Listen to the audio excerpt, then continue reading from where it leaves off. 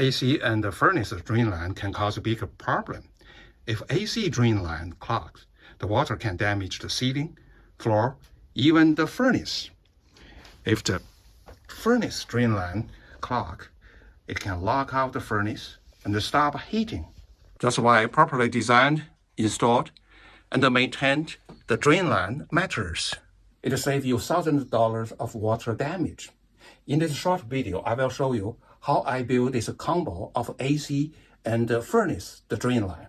First, I measure and draw a sketch, and then I cut and dry assembly together. It let me check the layout, slope, and the clearance before I glue them together. Once PVC glued, no way to go back, so dry assembly is very important. This is an air conditioning drain trap. It holds a small amount of water here. The water acts like a seal and allow the condensate to drain properly. Some viewers might be notice why you have the drain trap here and you don't have an NA drain trap on the furnace condensation drain line, because the furnace is different. It has built-in drain trap. Make sure to refer and follow your furnace manual. If somehow you do add a second trap, it slows down the drain and causes the backup. This vertical pipe is a vent. It lets air in the drain line, let water flow smoothly. And put a cap here to prevent the dirt or debris coming in to clog. But don't glue it. All drain lines need a slope, minimum a quarter inch or foot.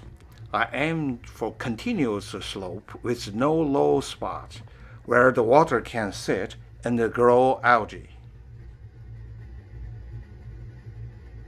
Once I'm happy with the dry assembly, I mark every joint. That way, when I glue it, everything goes back in the exact same position and angle. I use a primer and the PVC cement. The primer cleans and softens the pipe, and the cement permanently bonds them. When I glue, I push the pipe fully in, give it a slightly twist, and hold it for a few seconds, so it doesn't push back out. Take your time and slow and carefully here, prevent leaks later.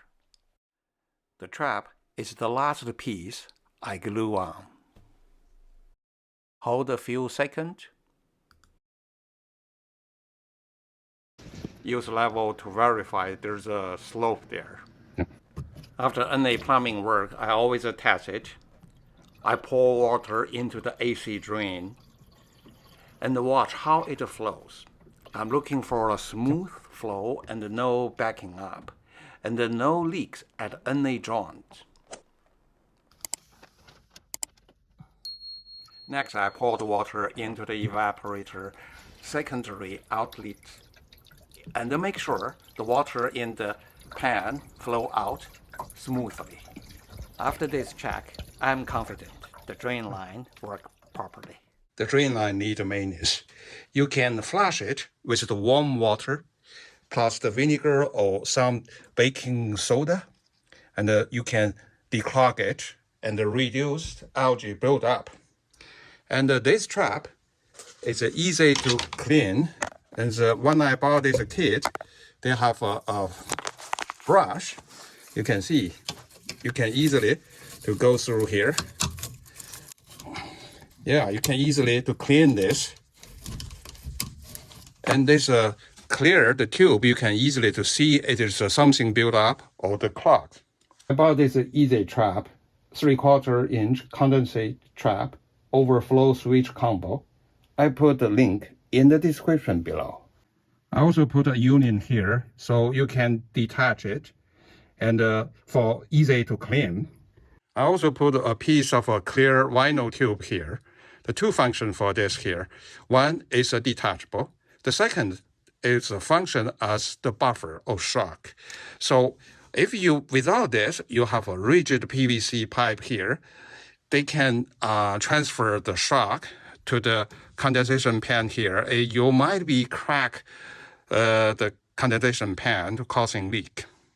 Think of this drain line as your first line of defense against water damage.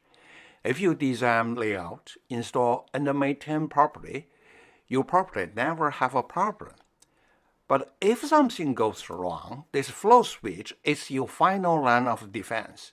It shuts system down before the water overflows and causes the damage.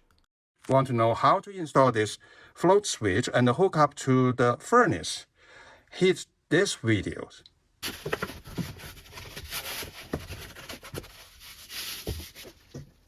I installed the insulation to cover the pipe. Thank you for watching to this moment.